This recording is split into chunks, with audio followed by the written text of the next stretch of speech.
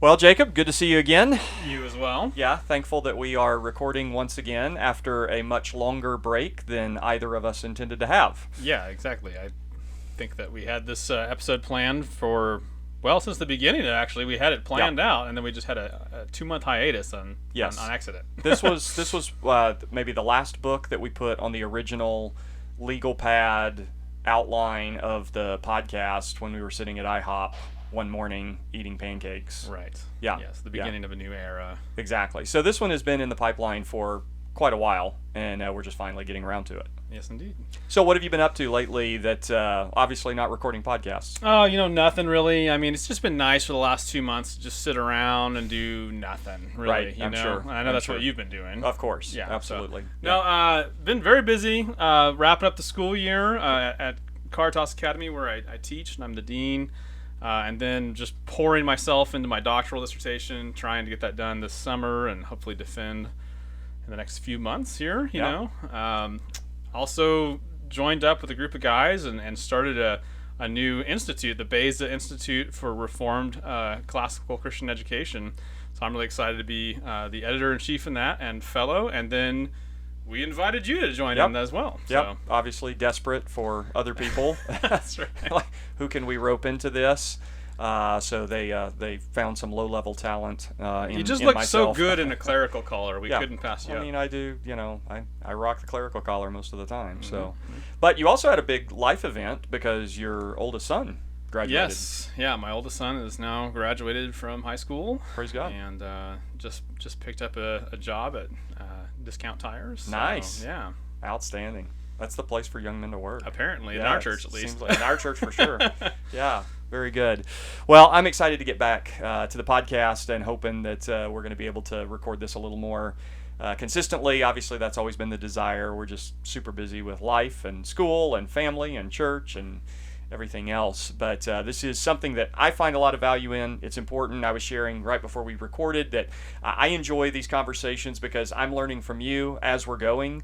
We don't prepare together. We prepare independently, but we don't prepare together nearly as much as maybe we should. But for me, that actually makes each episode kind of an opportunity for discovery and learning. And exactly. I enjoy it. It gives us a lot to riff off of. So. Yeah. So glad to be back. So this is the Tolle Lege podcast. I'm Joel. I'm Jacob. And we are interested in encouraging you to read great books and to read them better and to reread them with profit and joy.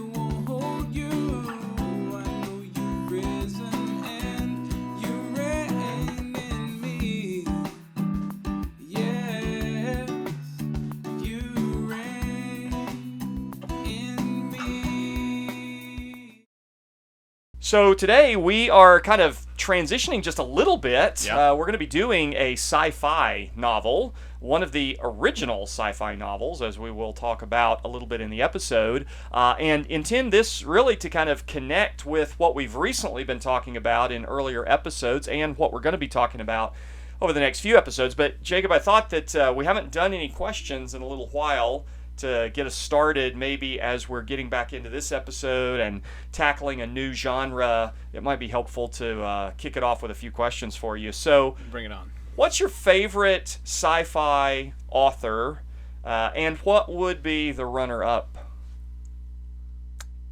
This is going to be really hard for me, Joel, and I'll just be really honest with you. I know why it's going to be hard. I haven't read that many. Well, you don't have that many novels, that you right? have to choose from. So I guess that's true. Maybe it makes it easier. Given how much I love Starship Troopers, I have to kind of give Heinlein probably my first spot. Well done. Yeah, I mean, and I say that having not read any other Heinlein novels. Not so well done. And then after that, I'm willing to go with H.G. Wells for now. Okay. But again, I've not a very deep list, and I'm just being honest about that. It's a small sample size. Yeah, exactly. That's fair. So, out of the very few sci-fi novels, short stories that you've read, favorite novel or short story? Okay, well, again, definitely Starship Troopers. And I'm sure we'll be doing that on the podcast probably in the nearest future. Definitely. Would you rather? Probably, I'm going to refer to two books now that you haven't read. But would you rather travel to the moon with Jules Verne, or travel to Mars with Ray Bradbury? I'll go with Jules Verne. But I know why you're picking that. I have read some Ray Bradbury, and I don't particularly enjoy it. He's a good writer and he's a good author. Like I'm not just bashing him completely, but there's just something about him I don't enjoy. Yeah. But he wrestles with good ideas. So yeah. I don't. This is not really a literary question, but I figured I would just throw it in because of the genre. Star Wars or Star Trek? Oh, Star Wars. Okay. And then probably another. It is fantasy more than sci-fi, to be honest. I mean, truly. Yeah. Yeah, it is. Another sci-fi novel you've probably not read, but you might have seen the movie. It's pretty well known. I do watch a lot of movies. In fairness, I've read the book and never seen the movie. But would you rather read or reread 2001: A Space Odyssey, or be forced to rewatch the latest Star Wars trilogy? I liked the recent Star Wars trilogy. Okay, I mean, not like it wasn't even. It wasn't like it had its ups and downs, but. No!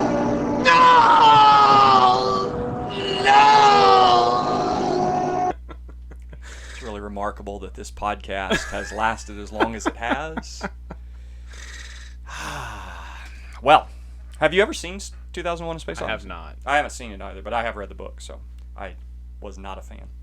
Okay, so we're talking about sci-fi, yes. And sci-fi really is a very modern genre. Yeah, definitely. I mean, it appears in the middle of the 19th century, right? Arguably for the first time. And how could it not with the industrialization? Yeah, absolutely. I mean, like these it's are kind just of a new ideas. Development. What can we do with all this? Right? Absolutely, yeah. It's a predictable development, and this takes us way beyond this episode. We won't follow this rabbit trail, but you could argue that sci-fi was a development of another genre that then is taken because of the Industrial Revolution and scientific advancement, kind of becomes its own thing. So it's not just appearing out of whole cloth. Obviously, it's taking basic story themes and then putting them in a new setting, right? So it's not as if sci-fi came out of nowhere. It's not spontaneous generation, right? By the way, would you classify Jekyll and Hyde as sci-fi or horror? Yeah, so I think you would say horror, but it's part of that period and type of literature that you're kind of seeing the transition, right? It's like the missing link. Yeah. And this is one of the reasons why I was going to say Jules Verne is arguably the first sci-fi author, but it is arguable because there are other precursors, whether authors or stories or novels, that people could say maybe that was kind of sci-fi, or it's a proto-sci-fi. Yeah. I think Jules Verne is probably the one who most people would say is the first true or pure sci-fi writer. But that means it really is a pretty recent genre, because Verne is born in 1828 and dies in 1905, which is really pretty remarkable, right? Yeah. I mean, that's not ancient history, that's recent history. Right. Yeah. But we're not reading a Jules Verne novel today, sadly, because he's really good.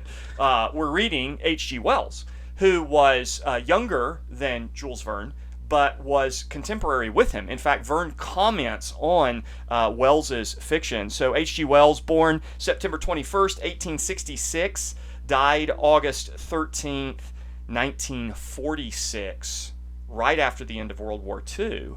And their writing careers do overlap. Verne began writing when Wells was a boy, and but they did read each other, and Verne was critical of H.G. Wells' writing because these are, again, you can't say the first two in the sense of there were no others writing this kind of literature, but really the first two heavyweights, Jules Verne maybe being the first, and H.G. Wells very close coming onto the scene behind him, the first two heavyweights of the genre, and yet approaching it very, very differently. So Jules Verne takes a very scientific approach to his science fiction. He wants to explain how things work. He wants to make all of his stories plausible, right?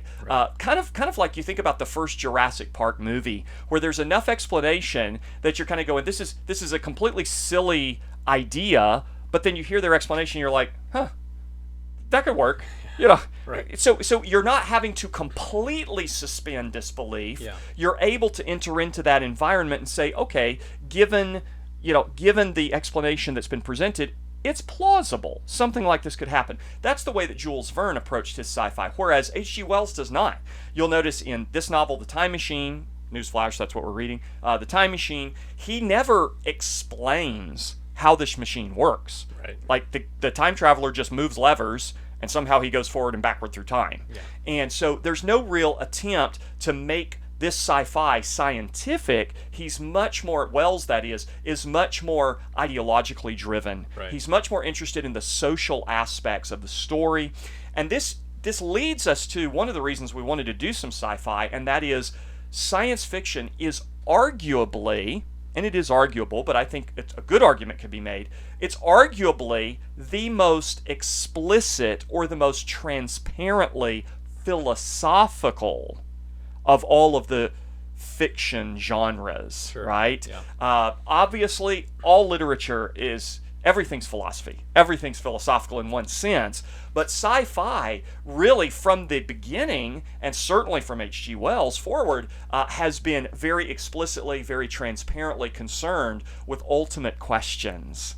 And you see that in this book and in the rest of Wells's work. Yeah, and it seems to me, although not by any means exclusively, but by far largely, by far largely, the realm of sci-fi has been dominated by progressive atheist type ideologies, right? So there are obviously, C.S. Lewis is a great example of people who have written into the genre from a point of faith and philosophical critique from a conservative or Christian worldview. Mm-hmm. But when you think of like one of the biggest sci-fi brands you can think of, which is Star Trek, right? Gene Roddenberry. They're going to all these different planets. They're addressing them like sociologists, right? Mm-hmm. They're making sure they don't change anything because they would. I mean, it's really interesting the way they interact with these various cultures, and whenever they run into something religious, they just kind of write it off as like they're more primitive than we are. Correct. You know. Correct. Yeah, and that's important because, and especially when we're reading H.G. Wells, we need to understand he's less concerned about how these things work and more focused on the philosophical, social questions, and that is in part because he is a radical atheist. He's a progressive. He's very interested in modernity. He's interested in playing with questions related to modernity, the progress of the human race, and where that's going to lead. Unlike a lot of progressives in his day, Wells is not optimistic. Mm-hmm. Wells has a more Nietzschean kind of orientation where he is he's very pessimistic, and that comes across really strongly in his work and definitely really strongly in The Time Machine. But he sets a trajectory where so much of sci-fi follows that lead. And let me just kind of run through real quickly. I mentioned that Jules Verne kind of gets this genre started 1828 to 1905, Wells from 1866 to 1946, Isaac Asimov, right, huge name in the sci-fi world, 1920 to 1992, Arthur C. Clarke, another heavyweight, great sci-fi writer, 1917 to 2008, Robert Heinlein, that you mentioned a minute ago, that we both love, 1907 to 1988, and then Ray Bradbury, that we also mentioned, 1920 to 2012. You'll realize that all of these heavyweight authors, not all of whom are on exactly the same page in terms of worldview issues, but many of them who are drawing on this perspective that Wells really kind of mainlines into this literary tradition, they're all overlapping lifetimes. I mean, we're talking about very recent authors whose lifespans are overlapping, whose literary output is overlapping, who are kind of mutually reinforcing one another. They're reading each other. And so it's really, sci-fi is in its infancy. It really is. And it's been heavily influenced by this perspective that Wells had, and you see that in Star Trek, right? You see that in so much of the genre, even to this very day. Yeah, definitely. When you say, just for I think our listening audience, you say that he's Nietzschean, right? Yeah. I think we should draw that out just a little bit, because Nietzsche, was obviously a diehard atheist. He is the one who famously declared that God is dead. Right. Right.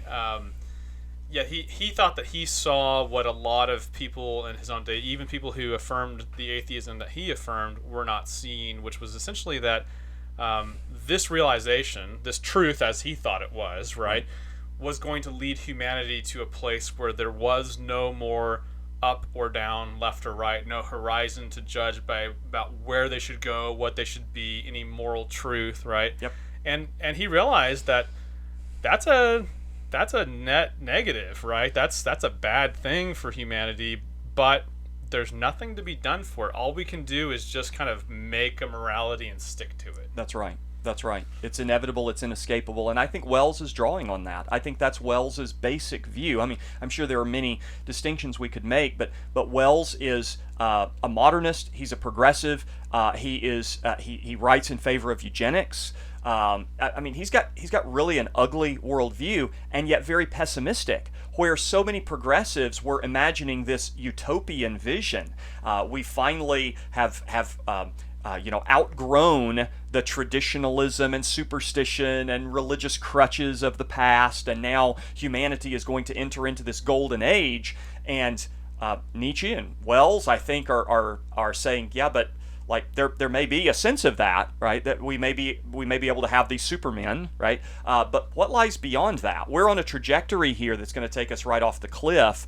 But unlike Christian commentators that they were interacting with in their days, who were saying, yeah, there's a cliff there, you need to pull back, you need to turn away from the precipice. Wells and Nietzsche, I think, have just a fatalism associated with their worldview, that they say, yeah, that's the end of it, and there's nothing we can do about it. And as Wells will say at the end of this story, you're going to have to just kind of pretend that that's not the case, and just live as if there were some meaning, as if there were some hope, even though deep down you know that there's not. Yeah. And this is where you get some of the atheist existentialists who kind of came to the conclusion that the most brave thing a person could do is kill themselves. Yeah, right. Exactly. Because they follow out the logic of their own worldview and say there is no meaning. Any meaning we make is just illusory. That's right. So, That's right. Yeah. Yeah. So one other thing that I wanted to bring up before we start to dive into the text is that H.G. Wells, while he's not my favorite author, and The Time Machine is not my favorite of his books, but he is very important. And he's important in some ways that even Christians may not be aware of. He was famously friends with G.K. Chesterton.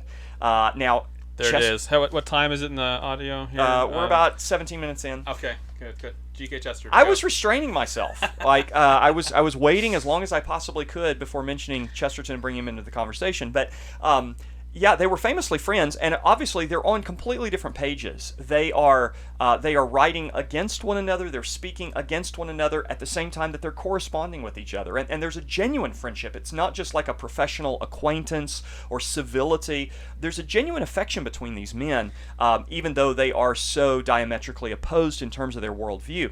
And what's interesting is one of H.G. Wells' maybe most important works was his Outline of History, which was originally a couple of volumes and then was later printed in a single volume. And about the time it went into a single volume format, G.K. Chesterton wrote what was essentially a response to it, which was called The Everlasting Man. Now, Everlasting Man, at the time, was not Chesterton's most successful work. It was considered to be more dense. It was less popular than a lot of other things he'd written. And yet, arguably, and I think Chesterton scholars would admit this even now, maybe his magnum opus, maybe his most important work ever. And it was a defense of the Christian faith. It was a response to this progressive, modernist rewrite of human history and of human trajectory. And interestingly, Everlasting Man was critical in bringing about C.S. Lewis's conversion. And Lewis, who had great admiration for Chesterton, prior to his conversion, while he remained an atheist, would speak of Chesterton's brilliance apart from his Christianity. Right? The brilliant man, if only he wasn't a Christian. And then Lewis reads Everlasting Man, and obviously it's coming in conversation with others like Tolkien and Barfield. But it's a critical factor in Lewis bowing the knee to Jesus. That's interesting. It reminds me of Augustine and Confessions and Right. his admiration of St. Ambrose. Exactly. Right. Yeah. So he went and he listened to Ambrose as an orator, right? He thought this guy has great rhetoric. Yeah, he believes Christian weird stuff, but anyway, a little off topic, but it just made me think of that. Like, yeah, it's like it's exactly on topic, because one of the things that I would argue is that this demonstrates in so many ways that God is playing four-dimensional chess. Even if the time traveler can't. And that's going to get us into the story, I realize. But God is working through history, through relationships, through unbelievers, through rebellion, to bring good to his people. And so Wells writes this outline of history, which is just kind of horrifying in its substance, but that becomes the catalyst for one of the most important works of Christian apologetics in the modern period, and that being Chesterton's Everlasting Man, which leads to Lewis's conversion, which then bequeaths to us, a treasure trove of works of Christian apologetics and Christian imagination, and has influenced countless believers over the last, 80 years. So, interestingly, I think without the atheism of H.G. Wells, you could argue that we wouldn't have the Chronicles of Narnia. Yeah. I mean, it's really fascinating to me. And that, by the way, was not the only place where Chesterton was writing in response to Wells, even in the area of fiction. Anyone who's read Chesterton's novel, The Napoleon of Notting Hill, it is interestingly a response, although many people who read it don't know this. I didn't realize it the first time I read it. But it's a response to another one of Wells's novels, The Food of the Gods, where Chesterton said, you're basically retelling the Jack and the Beanstalk story, and you're taking the giant's side.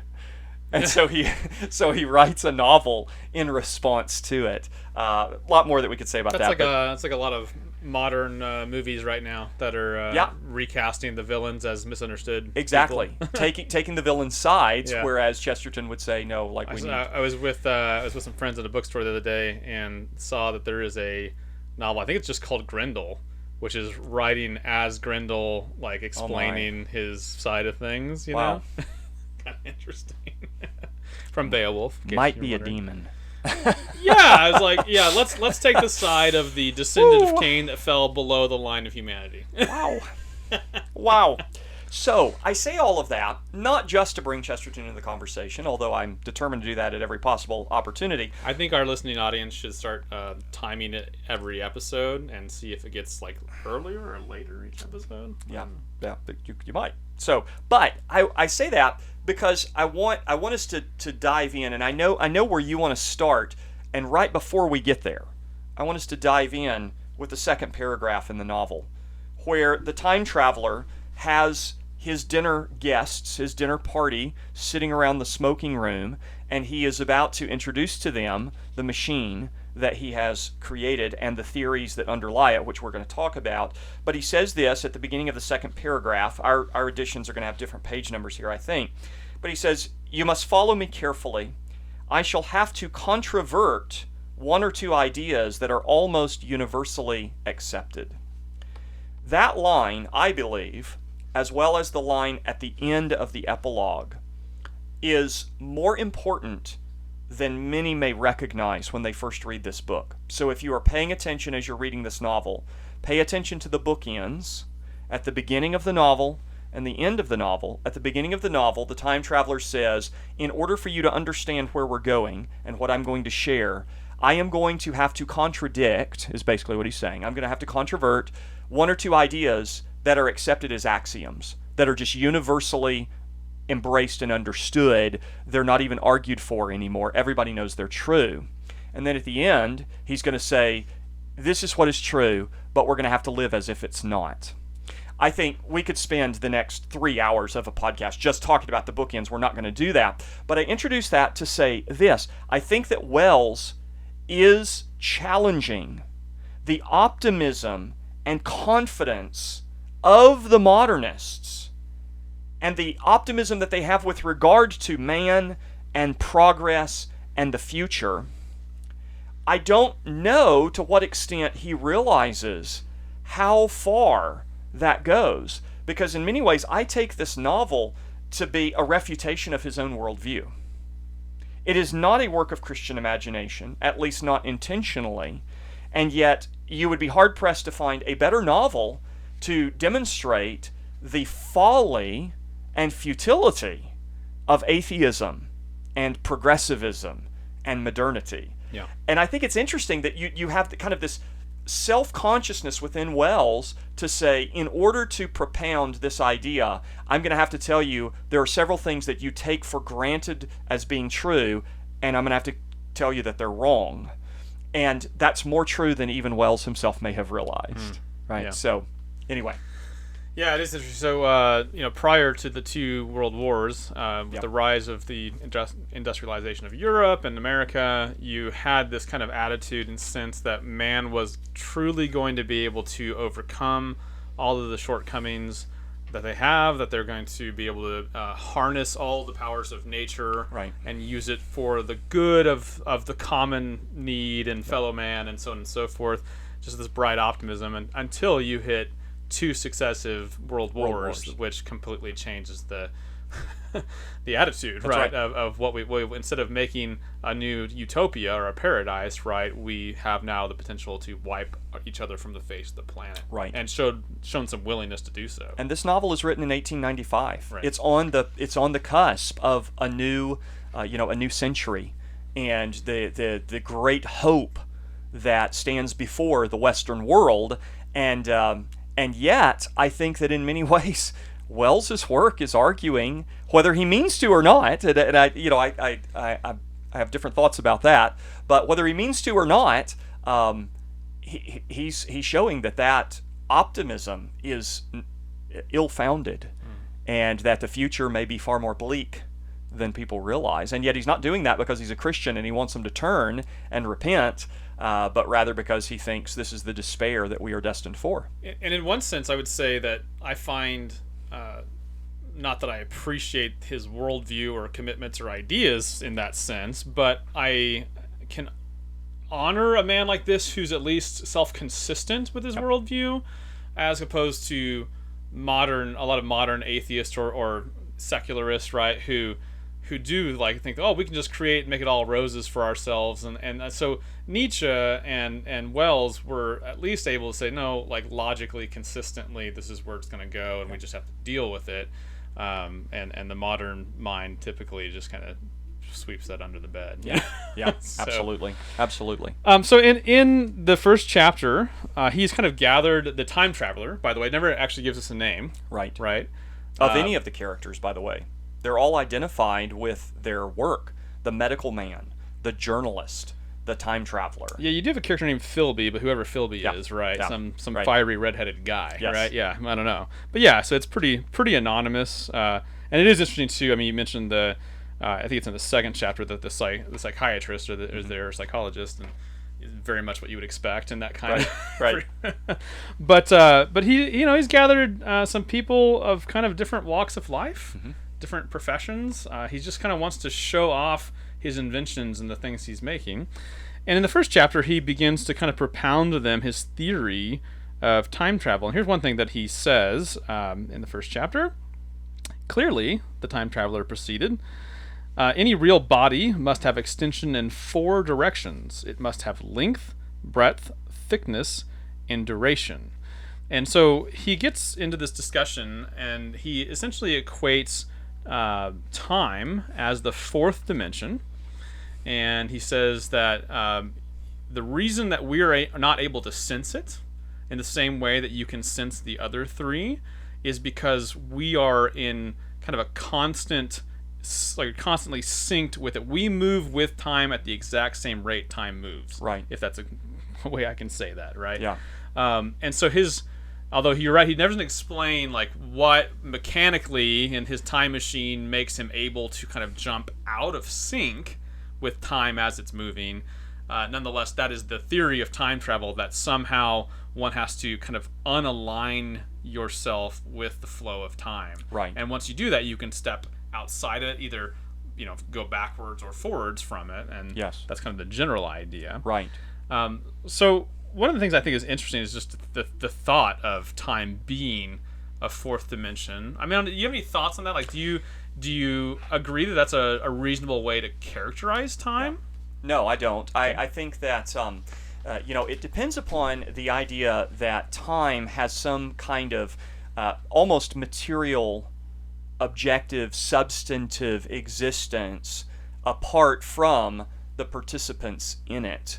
Whereas I personally would take the view, and I think you do as well, we're about to find out, that time is really not a created thing, but is a necessary byproduct of creation. Time is the succession of events that are experienced by non-eternal creatures. So in the act of creation, you have time, inevitably, because creatures experience reality as a succession of events, whereas God does not. God is not time-bound. He is altogether outside of space and time. And in that sense, I would say that time is not a thing independently, in the same way that I think many of us would argue evil is not a thing independently. Evil is, largely we would say privation of good, right, following Augustine. And so it's not as if evil had to be created. And that gets into all the questions. Well, like where did evil come from? Where did the serpent come from? How did he go bad? Well, evil is not a thing alongside of the good. It is the privation of good. It is the deterioration of the good. And in a similar way, time is not a separate, independent thing that has been created, but is rather the byproduct of having creatures who are not eternal and who therefore experience reality as a succession of events, which is what time is. I don't know that I agree. Okay, all right. I mean, and I want to have a lot of humility in this conversation, sure, because I'm hardly qualified to talk about it in some ways. Well, so. I'm sure neither of us probably are. So I think we fundamentally we agree, but at the same time, when God created everything, mm-hmm. I think it's legitimate to say that He created time, space, and matter. Now, we may need to just get into some definition work here. I think that's going to be important, because right. I would have no problem affirming that statement. Right. So I guess the question, part of the question I have is, so God being eternal, yes, a timeless being, correct, right? And then all created things are in time, because we need time as creatures to move from point A to point B, or even to have successive thoughts, right? Whereas God in His omniscience does not have a process of thought; He just knows, right? So God in His divine nature has no need for time, space. He doesn't need any room to extend into, because He's a spirit, correct, right? He does not have a body like we do, correct. And obviously matter, He doesn't need that either. So God from eternity required none of the things that creatures require to be. So one of the questions in this, I guess, is that, and how do you look? Let me ask this question to you. How about that? How do you look at the idea that God existing outside of time, obviously able to interact in and step into time through the yes. incarnation, through yes. Miraculous events, yes. and speaking through prophets, and on and on and on, right? But how do you look at the idea that God is not just the God of... He's the God of Abraham, Isaac, and Jacob presently. Yes. Right? So that God sees all of time as one. Kind of, it's all analogies die hard in the end, but yes. but as like a painter looks at a finished painting, mm-hmm. and is able to see the entirety of it. Yes. Right? We as the painted in the painting, right, wouldn't be able to see everything from that perspective, right? Yes. So it seems to me that time this is probably a bad word, but is substantively real in some sense, so that, and this is why I kind of think his theory of time travel is actually interesting. Yeah. Oh, it's definitely interesting. Is because it seems to say the creature. I mean, I would say the creature can't get out of sync with it. Right. Like, it's not possible. Right. So his whole time travel thing won't ever work. But I'm not sure what he's saying about it, and essentially is necessarily wrong. But God, as a non-created being, yes, right, is able to sync with, to be in any time he pleases, or actually at all times equally at all times. Right. Yeah. No, so let me offer a couple of clarifications, maybe. And then try to respond to your question. I mean, first of all, with regard to the question about how is God, the God of Abraham, Isaac, and Jacob, presently, even 1,500 years, 1,800 years after they die, I think that the way that Jesus is quoting Exodus 3 and 4 there in the conversation in Matthew 22 is for the sake of defending the doctrine of the resurrection, for the sake of defending the thesis of life after death. Okay. And not actually arguing about God's timelessness, although that's true, 100%, like no argument there. So he's arguing that, in some sense, Abraham, Isaac, and Jacob are still alive. They still have existence. They still have relationship with God. God is their God. It's not that he was back when they were alive and still with us. It's that he still is because they are still with him. Okay. So that's one thing. The second thing is to understand that when I say time does not have an independent objective existence, is not to say that it's not a part of creation. Yes, obviously, I'm arguing it is a necessary and inevitable part of creation, but it's not as if God makes light and then makes the sun as the placeholder of the light, and he makes the dry land appear, and he makes the trees. And I'm saying that there's not a day where he makes time, but rather time is the inevitable consequence of creation itself. Right. Because creatures are by definition not eternal. And if they are not eternal, then they experience reality as a succession of events. I think that's true of the angels. I think that's true of the cherubim and seraphim and the devil and the demons and all creatures. Every one that is not God experiences time in that way. And that is why God, being altogether outside of creation, altogether outside of mortal existence, creaturely existence, he does, in fact, see from beginning to end. He is present in all places. He is present, we would say, at all times. He still creates time because he creates everything that is not him, everything that is not God.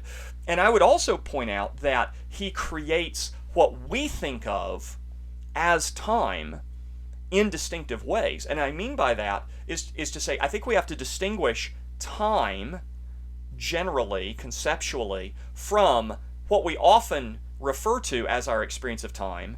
That is, how many minutes did it take for me to mention G.K. Chesterton? What day are we going to record the podcast? What year is this that the podcast is going to be released? God has created times and seasons, days and years. He's given us the markers, right? And those are, objective creations and creational points. But I'm arguing that time as a concept is just an inevitable part of creaturely existence.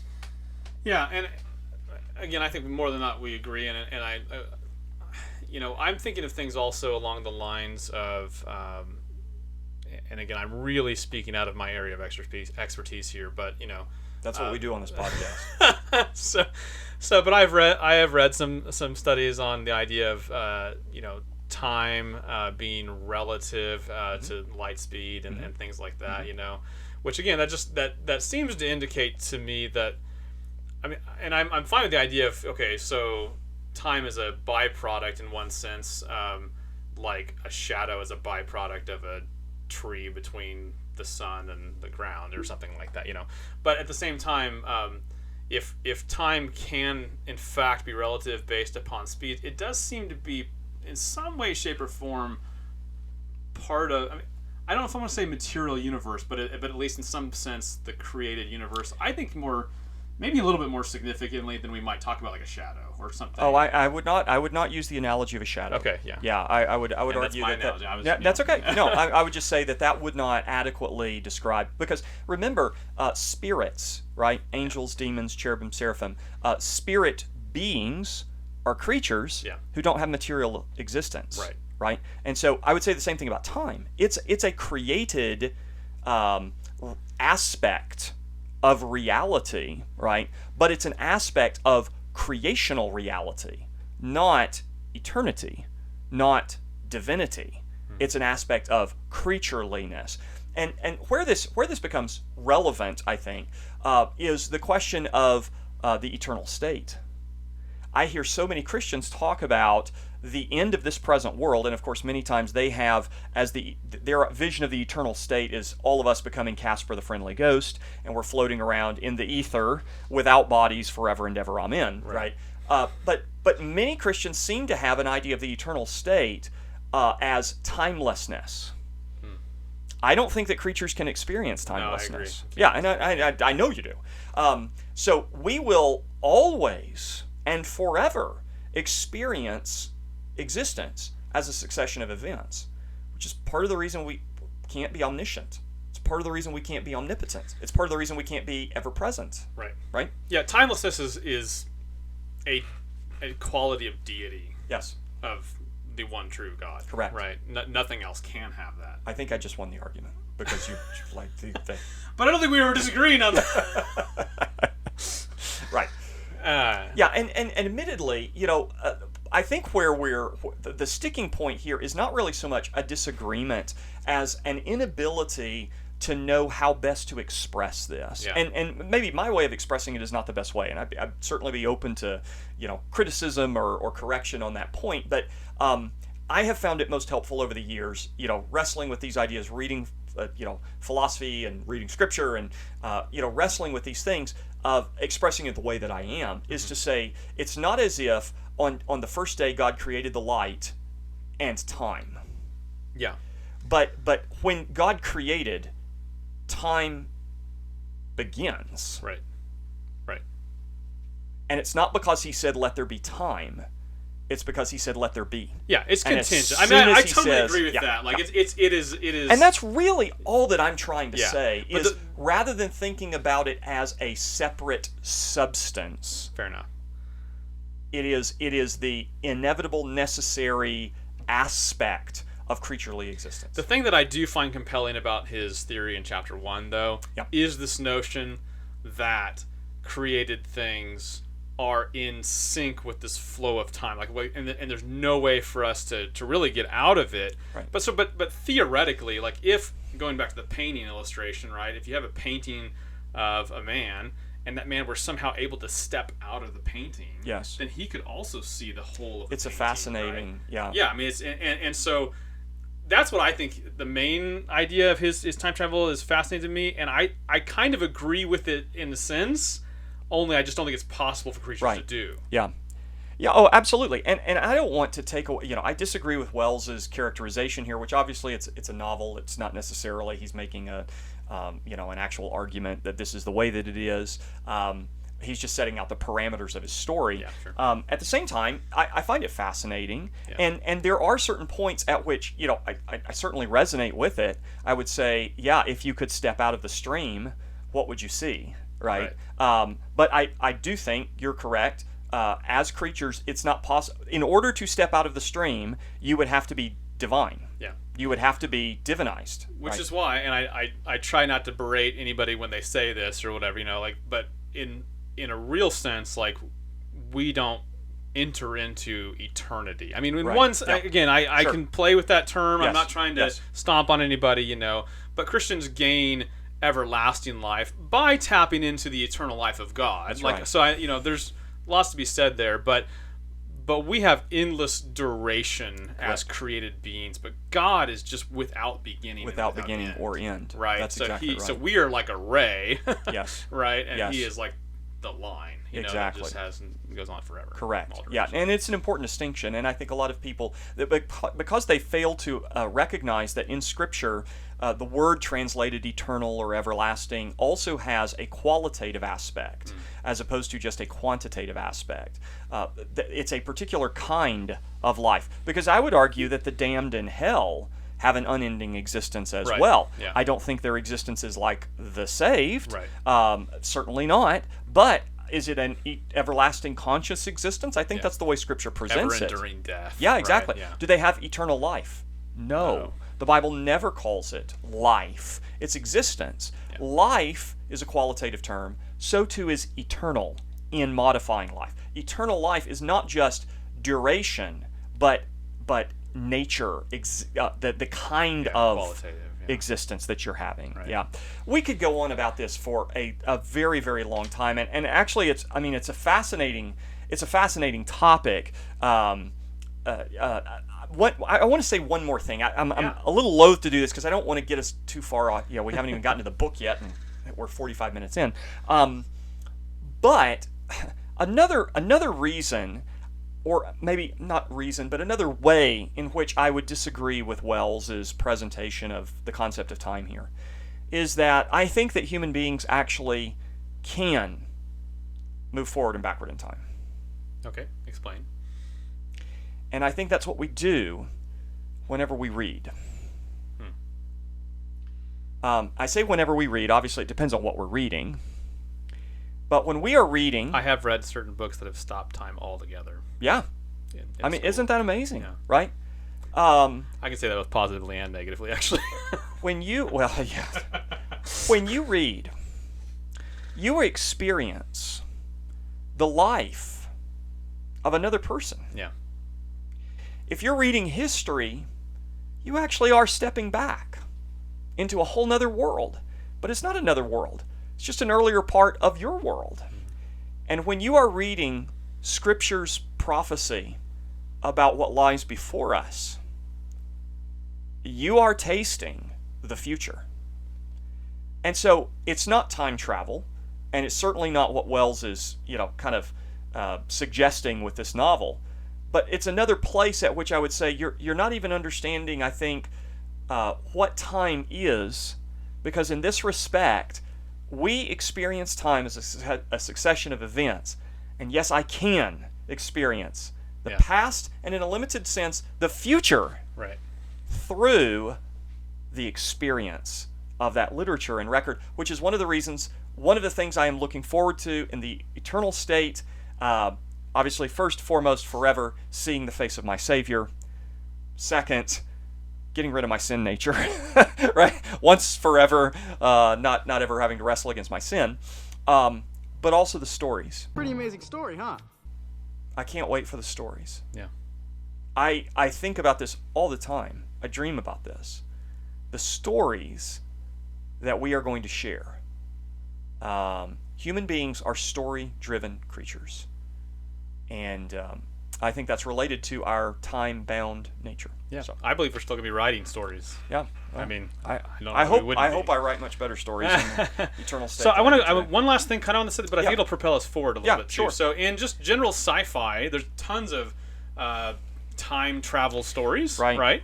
And there's a lot of different kind of ways they try to, can we change the past or not? Like, that's a big question. And so if you were able to somehow go in the past, could you alter the course of events and things like that?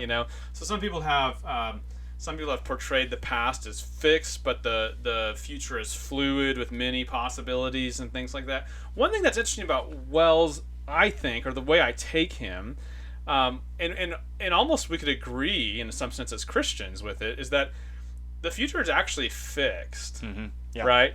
And so that's what he's going to present to us as he goes in the future. And I don't want to jump too far ahead into this, but I don't think Wells sees this as like I could go back and set a different course of events, right?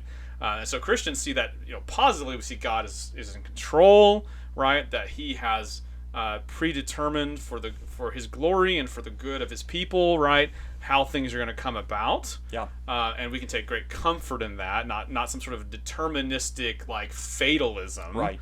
But nonetheless to know that it's all in good hands. Well, and I mean, this is the difference between a Christian determinism, even though that's not my favorite term for it, right? Either. I don't think it expresses it well. But to the extent that we have a Christian determinism, it's an optimistic one. Mm-hmm. It's a cheerful one. Yeah. And Wells has an atheistic determinist outlook, and it's bleak and futile and hopeless. Yeah. And it really is interesting, the contrast there.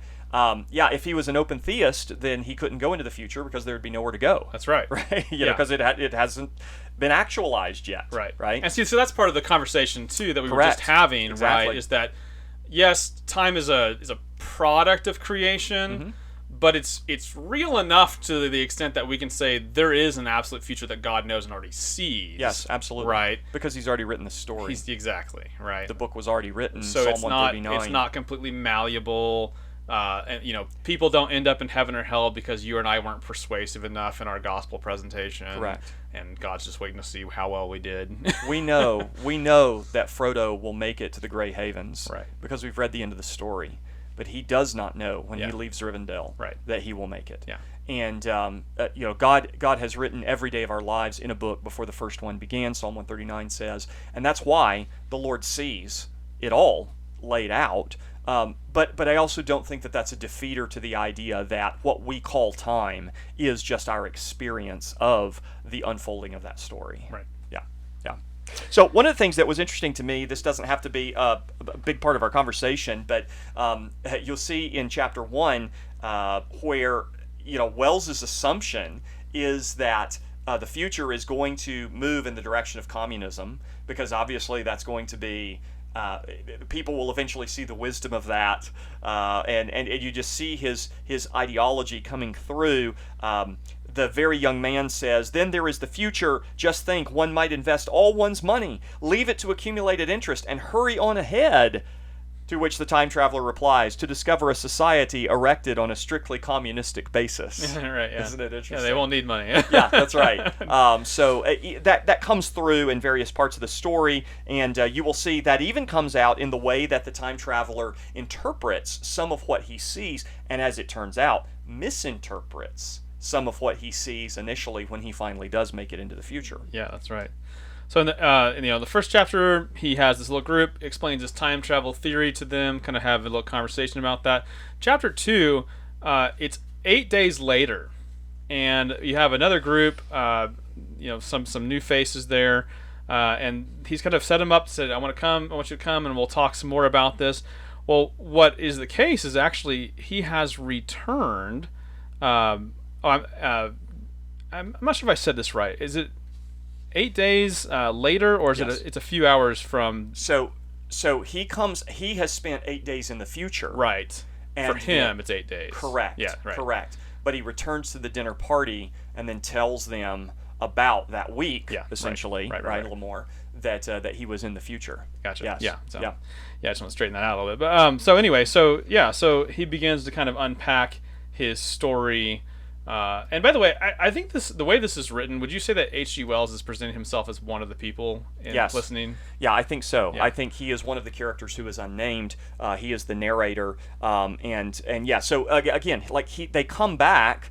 I think it was the next week, because this is a standing dinner party, right? Every Thursday night they're getting together, and they come back the next week, and that's when they then find that he. But the important thing, and this is where we want to clear up the confusion. He left the morning of the dinner party, Right.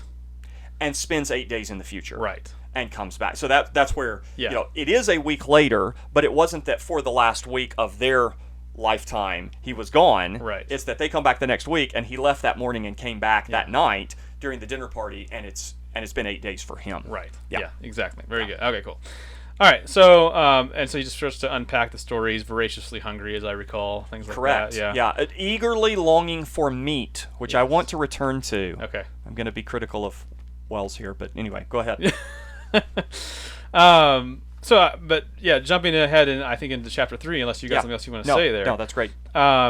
He begins to unpack his story, and so he starts telling them of this world that he travels to in the future, and I think I wrote it down here.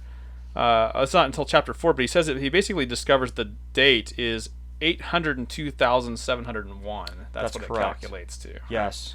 So he's that far in the future, and he comes across some creatures at first he doesn't recognize. That's right. He's looking for his own kind, and he doesn't find them. What does he find instead, Joel? Yeah. So and before we introduce the specific characters, I'm right where you are. As he comes into this world and he's looking at his surroundings, it dawns on him that it's possible that in 800,000 years, humanity has changed, right. Which is exactly what he's going to discover. He says, I looked up again at the crouching white shape, and the full temerity of my voyage came suddenly upon me.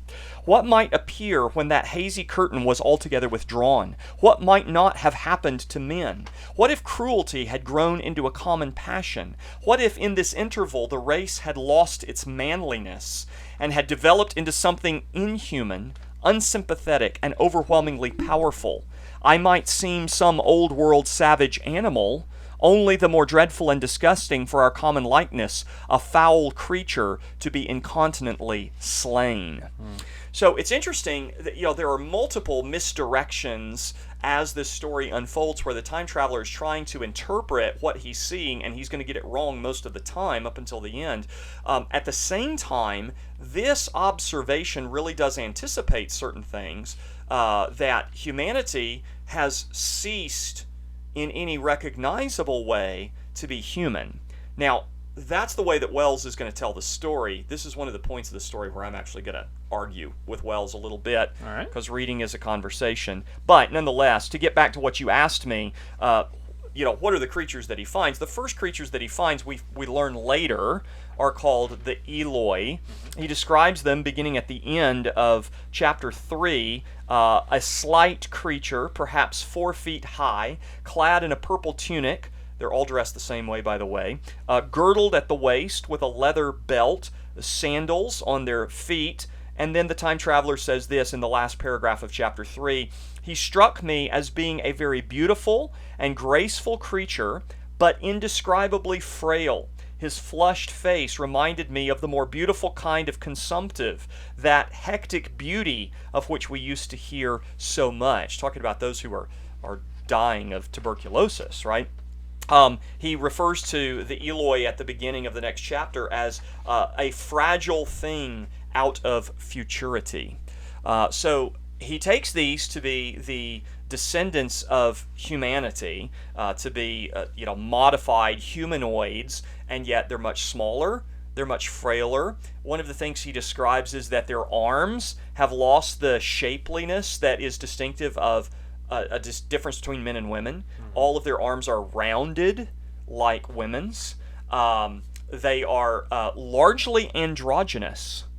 So he does seem to recognize certain sexual differences between them, because the one he befriends he takes to be female. There's obviously some kind of reproduction, and yet there's no distinctive sexuality. They are androgynous animals, is what they look like. That sounds familiar. Yeah, indeed, doesn't it?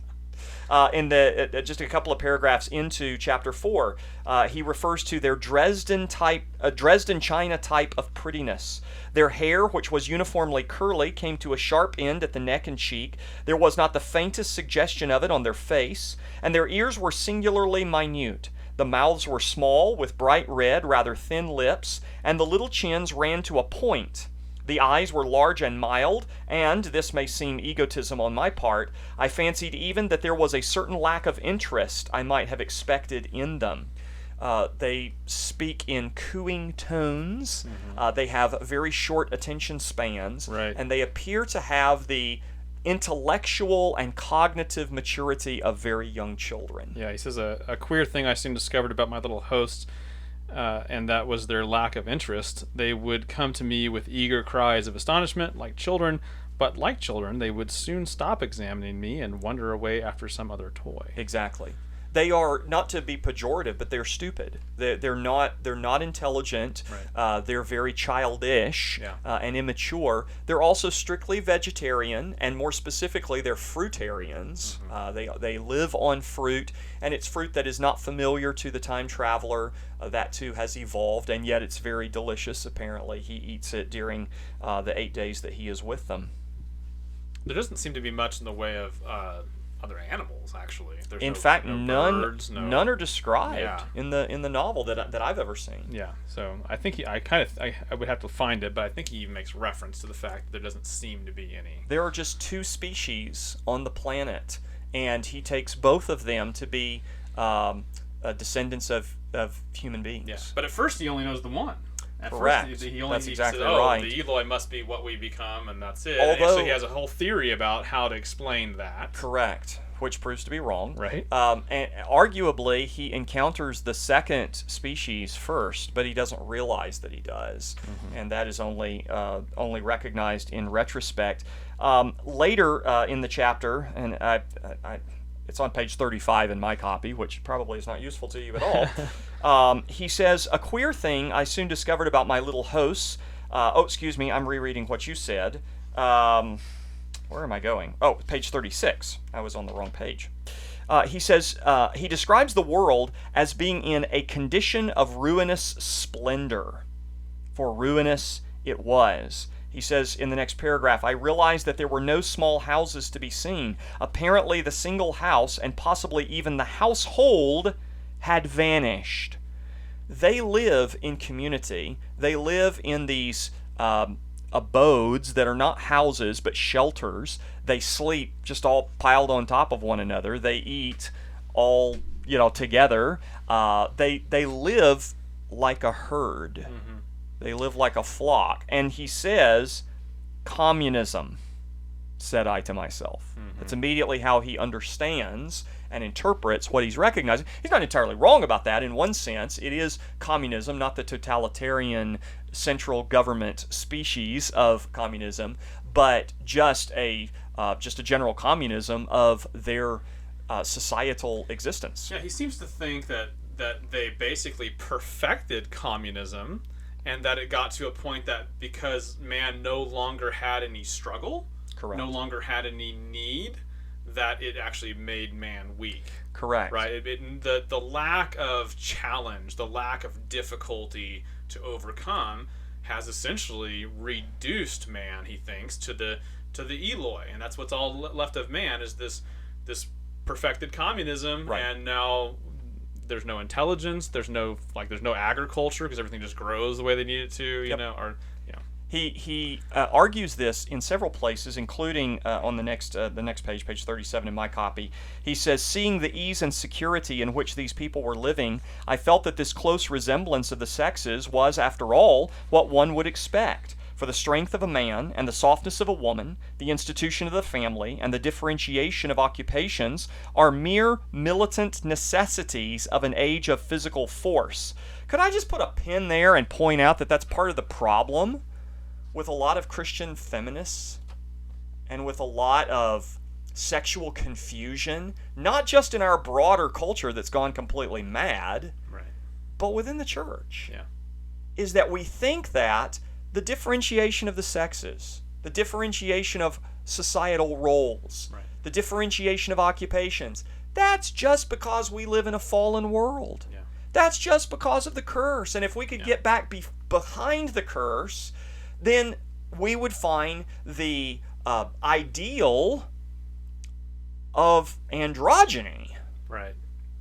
Okay, wrong worldview. Like we're bringing an unbiblical, non-Christian, evolutionary ideology we're importing that into a Christian worldview when we're arguing that way. I'm not trying to make all of our audience angry.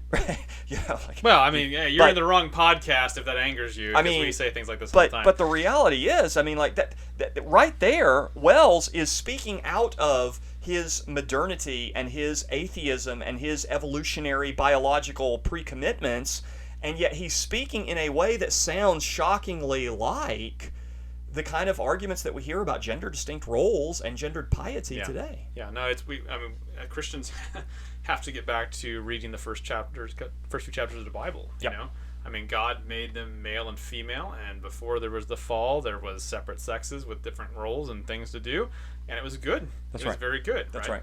And so, the idea that, well, it was just necessity of war and certain other factors, right, that makes men muscular and women not, or whatever else he's trying to say here, that's nuts, right? Like God made male and female different from the get-go, and it was good, and male and female together in marriage specifically, right? That unity makes us more clearly a picture of the image of God. You're not going to be a sexless animal in the new creation. Yeah, I think people misunderstand, Jesus' comment about neither marry nor given in marriage. Yeah, exactly. Oh, right. So we're all going to be androgynous. Yeah, negative. Not the picture. Negative. Now, this is one of the places where you have to distinguish. Wells is speaking out of his ideological commitments, but the time traveler is also misreading some of the things that he's seeing. So he goes on in that same section and he says, where population is balanced and abundant, much childbearing becomes an evil rather than a blessing to the state. Where violence comes but rarely and offspring are secure, there is less necessity, indeed there is no necessity, for an efficient family, and the specialization of the sexes with reference to their children's needs disappears. We see some beginnings of this even in our own time, and in this future age it was complete. This, I must remind you, was my speculation at the time. Later I was to appreciate how far it fell short of the reality. So there's something really interesting, because the time traveler Wells is not the time traveler, right? And yet the time traveler is articulating part of the worldview that the author has, and yet in the story, his ideological assumptions are causing him to misunderstand what he's actually seeing, because as it turns out, this is not utopian, this is horrifying. That was scary. Yeah, I like the quote. He says, very simple was my explanation, and plausible enough, as most wrong theories are. Yeah, exactly. Right. But he does, at the time, as he's misunderstanding this, imagine that this is good, that this is ideal, that this is a desirable outcome, that the reduction of differences between the sexes, differences with regard to societal roles, the reduction of the need for children and stable families, that's all good, because now we no longer have struggle, we no longer have danger, we're no longer under this pressure that required all of these kinds of things. Right. Yeah, as if the removal of danger and struggle and effort would take away the goodness of those things. Right. He'll say later in the same chapter, I thought of the physical slightness of the people, their lack of intelligence, and those big, abundant ruins, speaking of the other structures that he'd observed, and it strengthened my belief in a perfect conquest of nature. For after the battle comes quiet. Humanity had become strong, energetic, and intelligent, and had used all its abundant vitality to alter the conditions under which it lived, and now came the reaction of the altered conditions. In other words, humanity wins, they max out, and then become soft. And so what he basically argues in his presentation of this chapter is that the time traveler has advanced to a point where humanity is now in its sunset. It's now waning. It's past the apex, and now it's on the downhill side. The sun is setting, because now the species is becoming very weak, very stupid, very beastly, right? The animals have forgotten how to talk, essentially. But that's because they had overcome all of the challenges to their existence before. So this is one of the things I wanted to talk about just for a minute. Is Wells correct?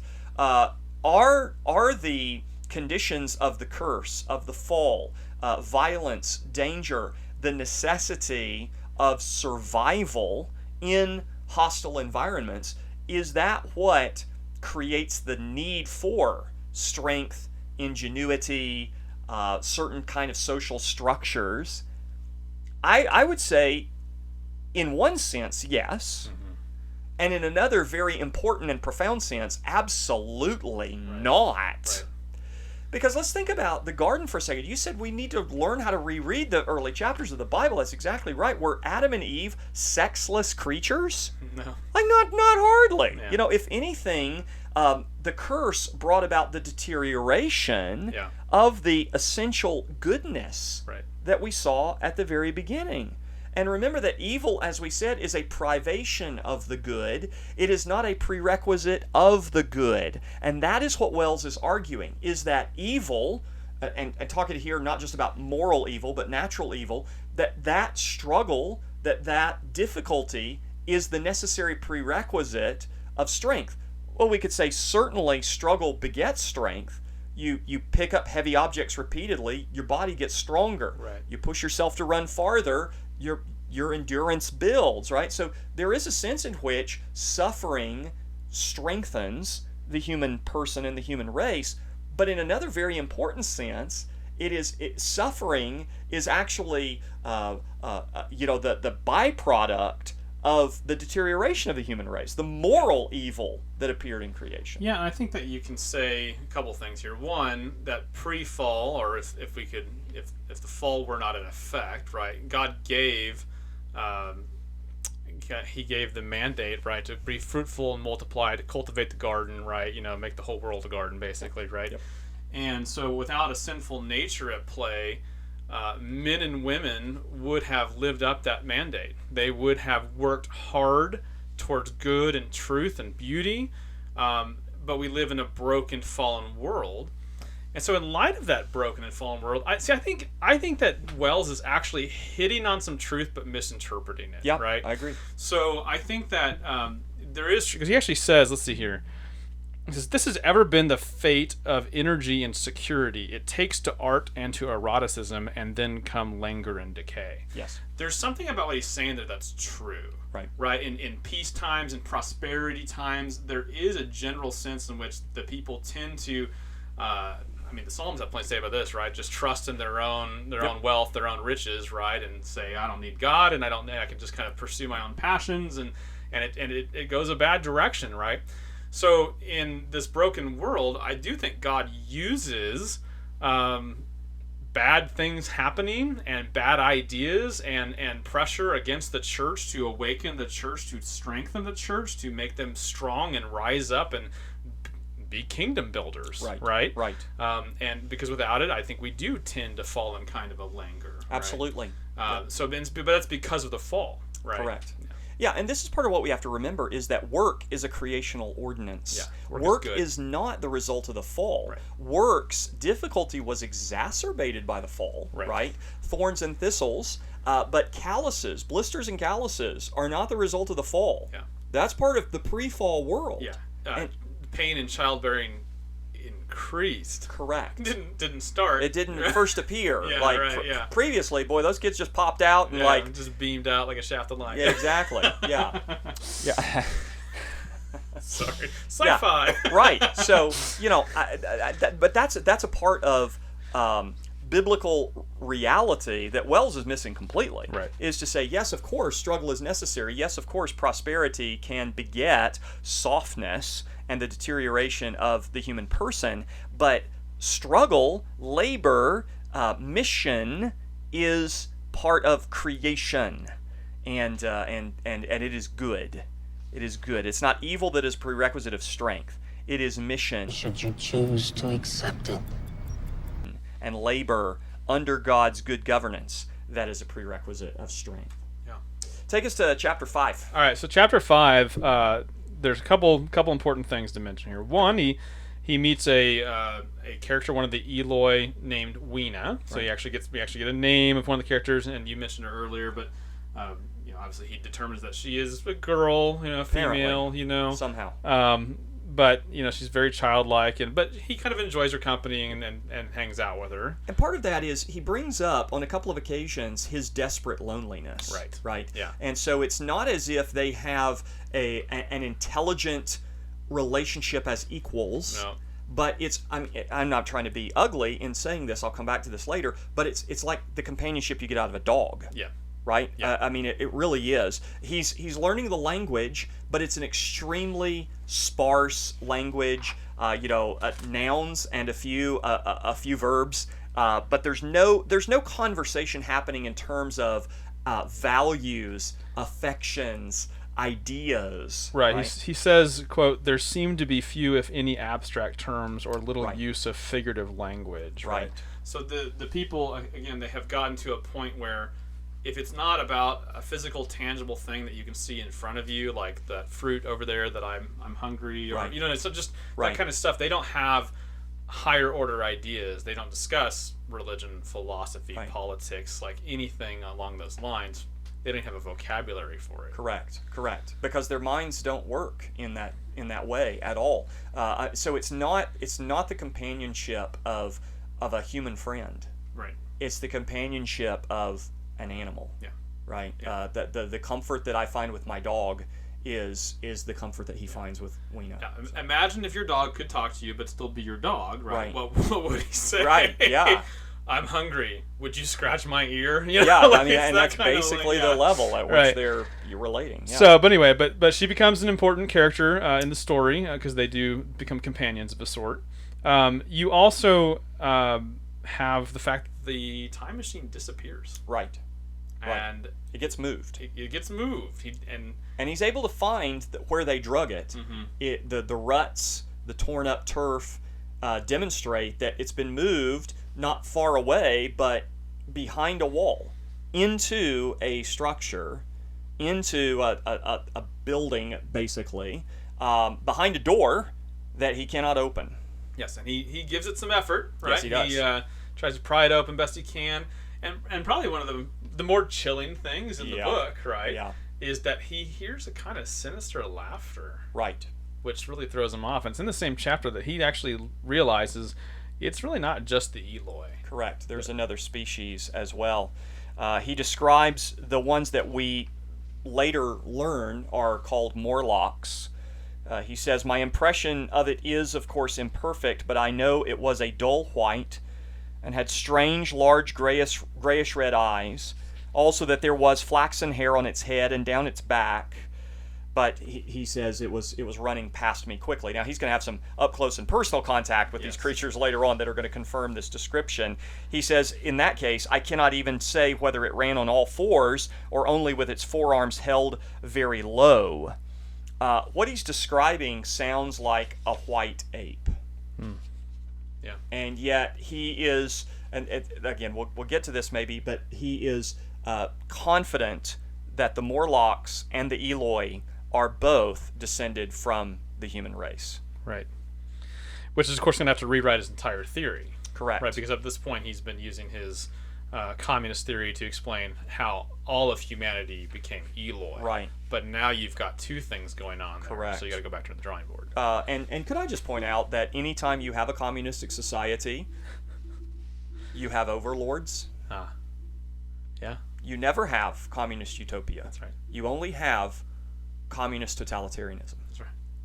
Gradually, he says, the truth dawned on me that man had not remained one species, but had differentiated into two distinct animals, that my graceful children of the upper world were not the sole descendants of our generation, but that this bleached, obscene, nocturnal thing which had flashed before me was also heir to all the ages.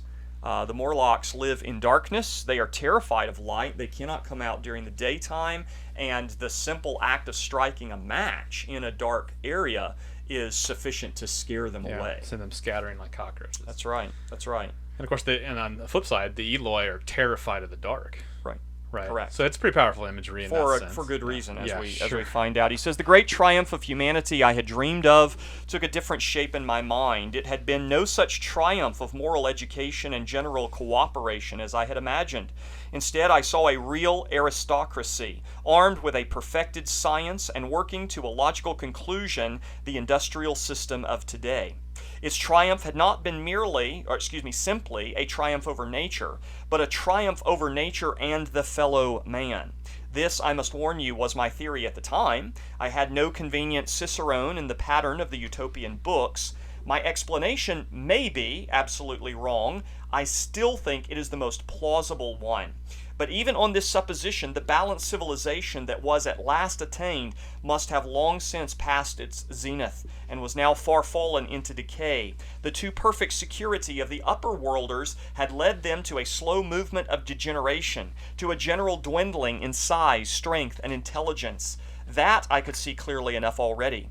What had happened to the undergrounders I did not yet suspect, but from what I had seen of the Morlocks, that, by the way, was the name by which these creatures were called, I could imagine that the modification of the human type was even far more profound than among the Eloi, the beautiful race that I already knew. So he doesn't definitively determine how these two races got to where they ended up, but that explanation he leaves in the narrative without later correcting it, and says, I still take this to be the most plausible explanation. Right. And that is that the Morlocks advanced scientifically, intellectually, in terms of their physical prowess, their material competency, so that they not only conquered nature, so that now the planet is largely a benign space. Mm-hmm. There's not terrible weather. They're not predators roaming the earth. You don't see any other creatures, right? It's a benign space. It's like a zoo habitat. I'll come back to this. The Morlocks accomplished that, but they also conquered their fellow creatures, the Eloi, and have now subjugated them, who have essentially become animals in the enclosure. Right. So he's faced with this situation that his time machine is gone, and he doesn't know how to get back to it. Right. He can't get to where he thinks it's hidden, and so he begins to think over what are his options. Right. One of the difficulties he faces is that there doesn't seem to be anything he could use to help him reconstruct a new one. Right. Yeah. Right. So no material, no tools, but there are these curious shafts. Right. That have air being pulled into them. Mm-hmm. And he initially doesn't understand what they are, and then when he thinks he understands, he finds out he's wrong. Right. They're not garbage disposals. Right. He sees a Morlock go down into one. Yeah.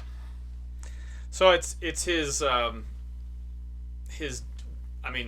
situation that says, well, if I'm gonna not be here forever, right, I have to do something. Yeah. Right. So he builds up his courage, and he goes down one of these things. Chapter 6. Yeah. Down into Morlock's world. So, and what does he see down there, Joel? I mean, he sees machinery, the kind of indistinct, really. Right. It's not really clear what all this is for or doing. Correct. And of course, it's very, very dark. He has to use matches right. to get anywhere. And at first, he doesn't see much, but he does come across a table of sorts with something like a meal prepared. Yeah. And what does he realize? Well, so initially he doesn't understand where it came from, but he sees that the table for the Morlocks is set with meat, and it's a large piece of meat. And he doesn't recognize the form of it, and he wonders where it came from because it's so contrary to everything that he's seen in the upper world.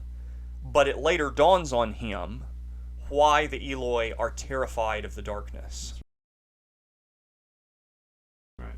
And why, when he descends into darkness, the Morlocks become very aggressive and are feeling him and grabbing him and pulling him. Yeah.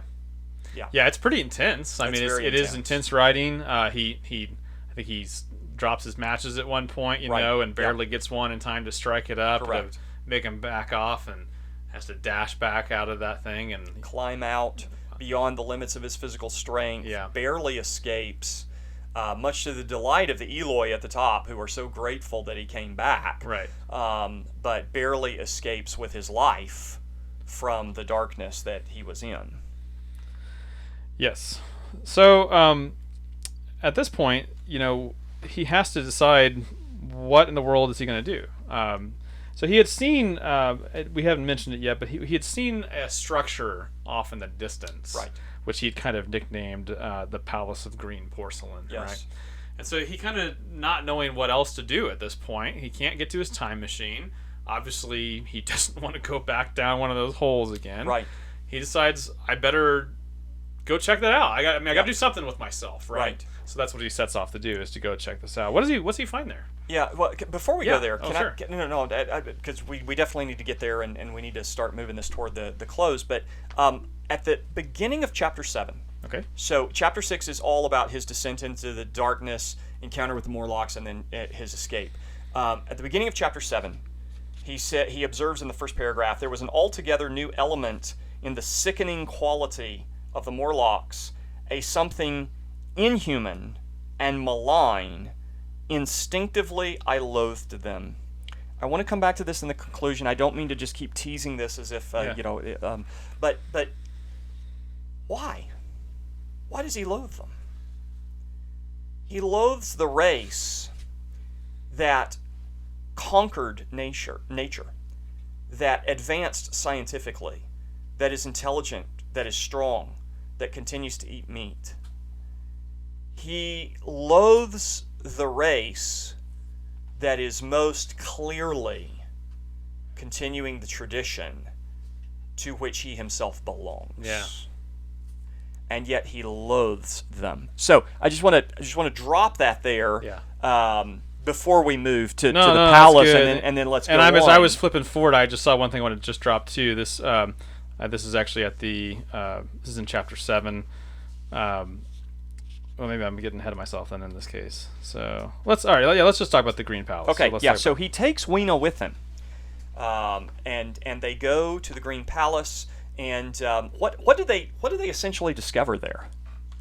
Well, it turns out to be a museum. Yes, correct. Yeah. A very deteriorated, dilapidated, and yet a museum with airtight cases that are still airtight. Yeah. Right. So like everything that was supposed to be preserved has been preserved. Yes. And the whole rest of the inside structure is kind of falling apart. Right. So he finds something he can use for a burning substance, right? Yes. To do Camphor. better. Yeah, camphor. Right. And so something that'll work to kind of keep his enemies at bay. So that's a good find. He's excited about.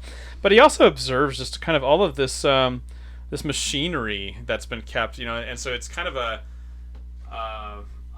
as we think again of Wells being in the industrialized age, right? What he's looking at is things from either his own era or what came from a little bit ahead of his era. Has man progressed in all of their greatness? But now he sees it all in ruin. He sees it all in decay. Yeah. And they come into the palace in chapter 8, and one of the things that really struck me as he's describing what he discovers there is just a few pages in. He describes the brown and charred rags that hung from the sides of it. I presently recognized as the decaying vestiges of books. They had long since dropped to pieces, and every semblance of print had left them. But here and there were warped boards and cracked metallic clasps that told the tale well enough. Had I been a literary man, I might perhaps have moralized upon the futility of all ambition. But as it was, the thing that struck me with keenest force was the enormous waste of labor to which this somber wilderness of rotting paper testified. Isn't that interesting? Yeah. Right? For a novelist, right. With these modernist, progressive notions, to observe that in the future of humanity, books have fallen apart and been entirely forgotten. Yeah. Like they're completely irrelevant. Yeah. And of course, what would we say? I mean, as Reformed Christians committed to classical education and the idea of the great tradition, bequeathing virtue to later generations, what do you expect in a world where you no longer have books, where you no longer have a tradition, where you no longer learn from the wisdom of the past? Well, what you expect is that men would be animals. They would not just be animals, they would be beasts, which is what he finds. Yeah. Yeah, there's a really good lecture, by a Christian philosopher named William Lane Craig. Definitely not in our camp in a lot of ways, but nonetheless, brilliant guy. Sure. And he does a lecture on the meaninglessness of life without God. Yep. And this chapter makes me think of that. Absolutely. This idea that for life to be meaningful, there must be a God to set morality, right? Yes. And there must be a telos, or an end that involves things lasting forever, right? Right. And so here he comes face to face with essentially a picture of innumerable hours of manpower that went into writing books, that went into making machines, that went into and it's just rotting. Correct. Towards the end of humanity's existence. Correct. And although he kind of says if I was more philosophical, I might have thought more about that or whatever. But the point's there. It's there to be seen, which is to say that look, if the atheist worldview is correct, all your labors, all your children's labors, all your great grandfather's labor, all the labors of humanity are pointless, are meaningless. Let us eat and drink, for tomorrow we die. That's right. Yeah. We think about in Ecclesiastes, the preacher's warning that of the making of many books there is no end, and I think that connects here as well, talking about the importance of books, the importance of great books, the importance of sacred literature, but at the same time, not all books are made equal, and there has to be a telos, there has to be a point, a purpose, there has to be something beyond just the pleasure of the moment driving this this engine of progress. Otherwise it's destined for futility. Yeah, I think it's really fascinating. So in the same chapter there's a moment after he's seen all of this, right? But he looks up into the night sky. Yes. He says, looking at these stars suddenly dwarfed my own troubles and all the gravities of terrestrial life. And I think that is just such an interesting moment, because again, he's thinking this like an atheist still, right? He's, I don't know, he's just kind of like losing himself in the vastness of the universe. And, yes. Maybe an atheist might have a thought like, well, humanity might die out, but probably on some other planet, life of some sort goes on or whatever. But nonetheless, regardless of how you characterize it, he has a moment of engaging in the sublime. Yeah. Right? His life, his situation, as dire as it is dwarfed when he looks to the heavens. That's right. And I just find that fascinating. Absolutely.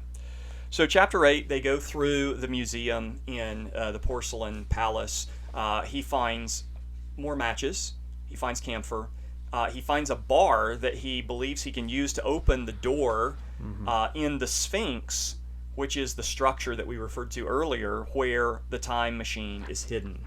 And so he then takes Weena in chapter 9, and they begin going back to the White Sphinx. And his plan is just to push through, to get as far as they can, stop overnight if they have to in the open. And this is where some frightening things happen. Yeah, this is by far the most horrifying part of the book. Yep. He already had that experience going down the hole, but this one trumps that, I think. He means, I believe, to stay awake, or he has the fire. That's what it is. He thinks he's got the fire. That'll keep him away, right? Right. But he realizes, having fallen asleep, that the fire has. And they're surrounded by Morlocks. Exactly. He goes as far as he can. Then they decide to camp in the open, because there's a moment where, as he's trying to collect Weena, he gets turned around and realizes he doesn't know which way to go anymore. So we're gonna have to stop here, stay put. That's wise, right? We're gonna build a fire, and then we're gonna just wait till morning. And when he wakes up, he realizes that they're surrounded by Morlocks. And then, as the Morlocks begin to flee, he realizes that the fire actually has spread, and that is essentially now a forest fire that has been created, that is, in fact, driving the Morlocks crazy. Yeah. But when we say crazy, we mean like insane. Right. They are throwing themselves into the fire. Yeah. Because they've gone mad. Yeah, so you find this picture, he's sitting on top of a hill, Yep. right? And the situation, the geographical situation, is that the fire won't approach him any further. He's kind of in a safe spot. Right. But he's surrounded on all sides by fire, and there are Morlocks who are completely blinded by the fire, Correct. right? Just running and screaming like a nightmare situation by him, and he is just curled up like a baby, weeping. Yes. As this horrifying scene goes on. It is a hellscape. It is, absolutely. And Weena is no longer there. Right. He knows he's lost her. Yeah, she is no longer there. He prays, so to speak, Yeah. that she maybe died in the fire rather than being eaten or something like Correct. that. Correct. Yeah. So Weena is gone. She's dead. The Morlocks are killing themselves in madness, and terror. He is basically safe, and yet it's the kind of hell that you wouldn't want to live through, because of the horror that he is watching unfold all around him. He finally, the next morning, is able to wrap some grass around his feet and tread out. He says at the end of chapter 9, "As I walked over the smoking ashes under the bright morning sky, I made a discovery. In my trouser pocket were still some loose matches. The box must have leaked before it was lost." So that is chapter 9, and then chapter 10. Yeah. So time traveler gets back to his point of origin, and he observes life as usual for the Eloi. Yes. Right, and it's kind of hard for him to take, I think, after what he's experienced, the horror of the night before, the loss of little Weena, just to realize that the Eloi are just carrying on business as usual is difficult for him to kind of come to grasp with. Right. He comes to the White Sphinx, and he's gone all this way, made all this effort to try and find some tool, some weapon, some implement by which he could batter this door open and get to his time machine and get out of here. And he discovers that the door is open. Mm-hmm. And then he realizes what the Morlocks are doing. Right. And that is luring him inside. And at that, he chuckles because he imagines he's so much smarter than they are, and knows that once he's inside, he can simply hop on board the time machine. He has removed a couple of levers that have to be screwed back in order to control it, so that they wouldn't know what it was for, but they couldn't operate it accidentally. Right. All he's got to do is take those levers and reattach them, and then away he goes. And so he steps inside. The door closes behind him. Right. And he's suddenly surrounded. Yes. And realizes, I've got to reattach these levers and somehow keep their hands off of me. Right. Which he describes as being the most terrifying thing he has experienced so far, beyond even the night before, which is really quite a remarkable scene. But at last, at the end of chapter 10, at last the lever was fixed and pulled over. The clinging hands slipped from me.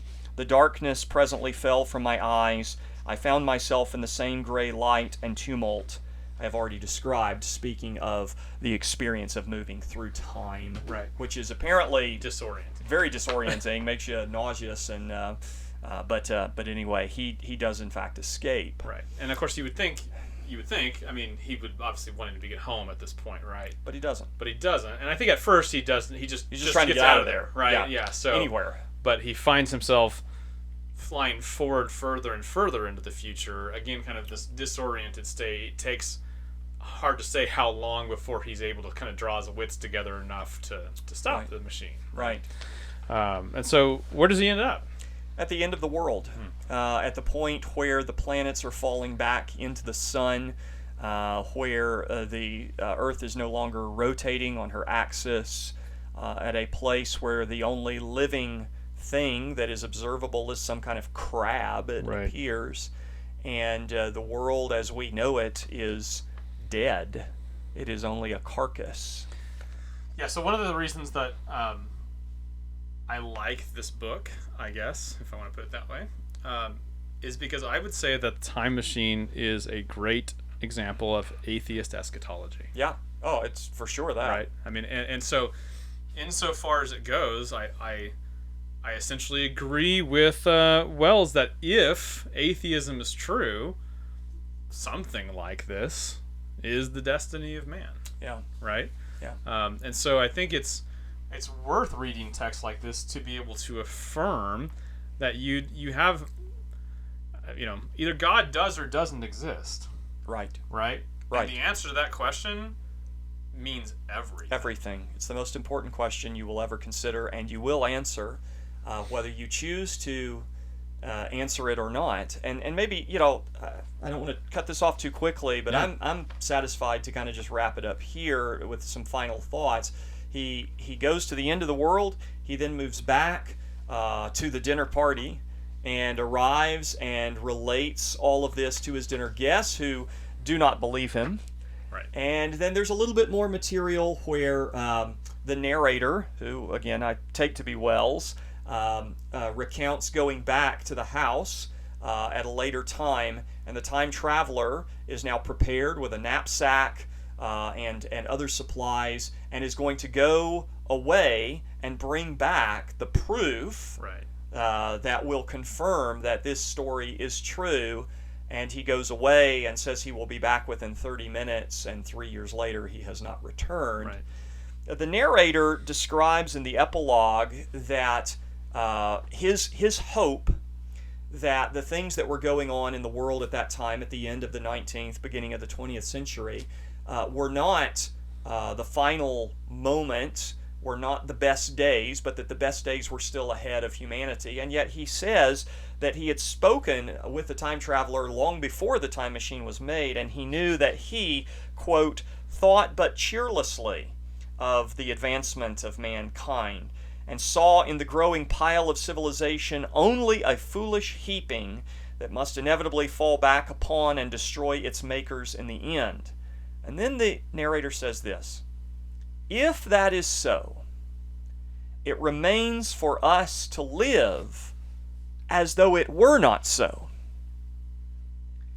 And this is the bookend that I was referring to at the beginning, that the first part of the story, and this almost the last sentence, not quite, but almost the last sentence in the story, I think are the bookends that you have to grapple with. Yeah. Wells says, in order to tell you this story, I need to tell you that some of the things you take for granted as being true are not true. Yeah.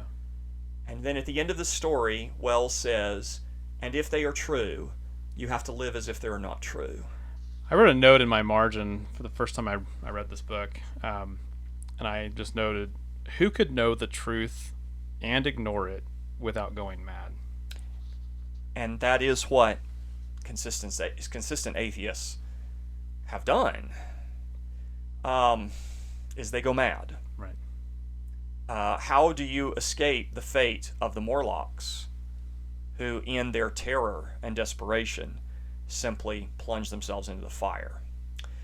I want to finish on that thought, but also another one kind of related to it that we've been alluding to the entire episode. And if you did not understand our earlier references, earlier in the book, this would be in chapter 7, at the end of chapter 7, the time traveler says, I thought once more of the meat that I had seen, when he's down in chapter 6 in the world of the Morlocks. He says, I felt assured now of what it was, and from the bottom of my heart I pitied this last feeble rill from the great flood of humanity. As he goes on to describe, the Morlocks are cannibals. And yet, he characterizes them as cannibals because they are eating the Eloi. There is no indication that he thought or that they were eating one another. Right. They're eating the Eloi. And then when the time traveler returns to tell his story, he longs for meat. The first thing he wants is meat. Right. He takes a couple of alcoholic drinks to refresh him long enough to go and bathe, and then he wants to eat meat. And I wanted to ask a couple of questions about this. What is objectionable to cannibalism, about cannibalism, in an evolutionary scheme? Right. And furthermore, given the premises of evolutionary theory that Wells is propounding in this novel, how can this even be described as cannibalism? Yeah. The Eloi and Morlocks are two different species. They have the same origin, but so do everything according to How does he Darwinism. even know that, would be one of my questions. I mean, are there forms so clearly humanoid that they must be together descended from human beings? I don't know. The way he describes them, they're so different, you could imagine that maybe one of them is descended from humans and another is descended from some other primate bipedal species. Yeah. The point is that in an evolutionary scheme, there is no possible way that a Morlock eating an Eloi is cannibalism. Right. They're eating the animals that they have in a zoo enclosure. Yeah, they're raising them. They're raising them. They are herd animals. They're even clothing them. That's exactly right. And that's one of the things he observes is that the Eloi's life, their existence, is entirely sustained by the Morlocks who are raising them for meat. Yeah. And insofar as it goes, they're actually taking very good care of. They are taking excellent care of them. And yet, how is that objectionable? The time traveler is clearly overwhelmed with this. He finds the behavior of the Morlocks to be completely loathsome. Yeah, They're he describes inhuman. longing for nothing better than to kill a Morlock. To kill a Morlock. Right. He desires to be violent toward them. And then as soon as he returns to his own time, he eats meat Right. that was raised for human consumption. Yeah. In the same manner that the Morlocks raised the Eloi. I find this novel is fascinating. It's not my favorite work by H.G. Wells, but it is like much of the work of H.G. Wells. Not all. He was a prolific writer. I've read a number of his pieces, but by no means the entire corpus. It's like much of his work in that there is an unrecognized incoherence, inconsistency, I would argue hypocrisy within his worldview that he simply cannot see, or to the extent that he sees it, cannot do anything about it because Right. it simply is the way that it is. Right. And that is why we come back to what you were saying. It's Christ or chaos. Yeah. We don't believe in God because the alternative is horrifying. I can appreciate Wells. I can respect Wells for looking into the void and saying, yeah, it's pretty bleak, Yeah. right?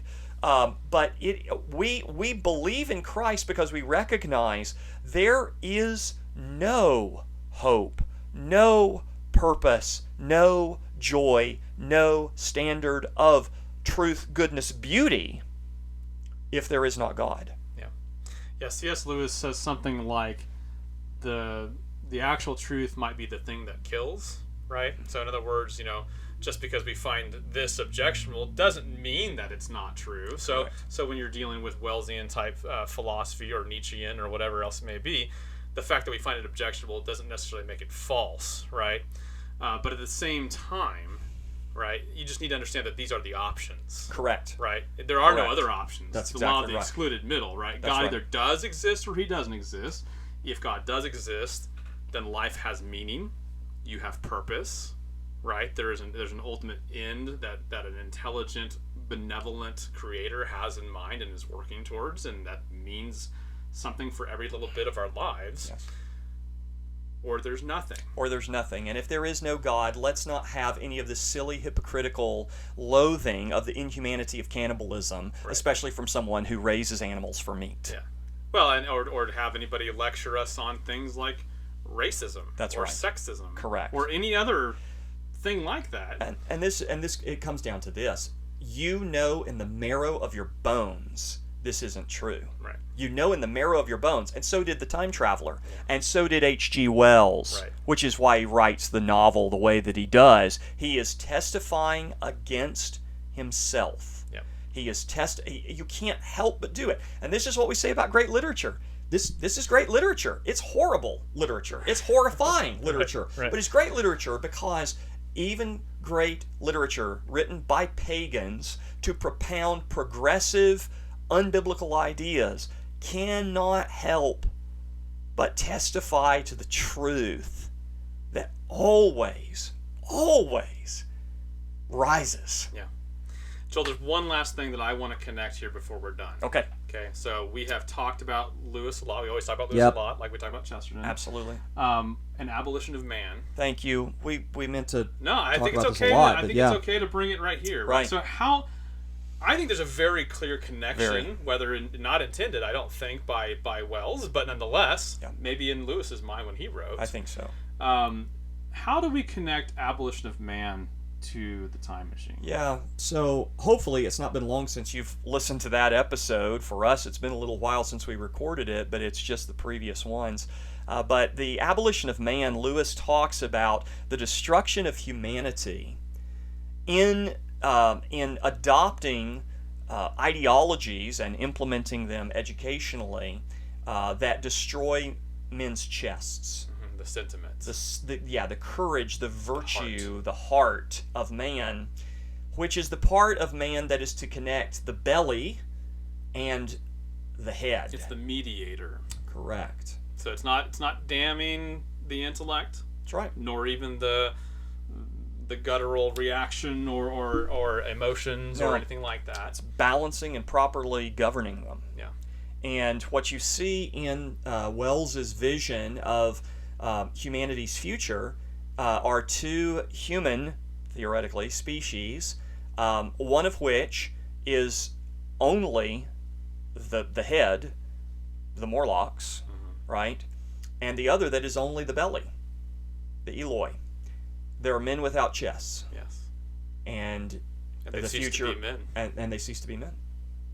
Yeah. The future is horrifying.